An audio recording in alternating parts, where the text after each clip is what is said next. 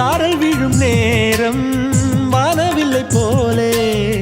தோன்றிடும் அழகான காதல் ஓசையின்றி வந்து உள்ளுக்குள்ளே வாழும் இளமையின் சங்கீதம் காதல் ரயிலின் ஓசை இங்கே சுகநாத ஸ்வரங்களாக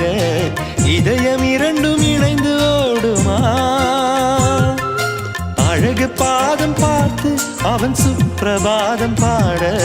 சினுங்கும் கொலுசு சுருதி சேர்க்குமா கோடி கோடி மின்னல்கள் ஓடி வந்து பாயுதே ஏனை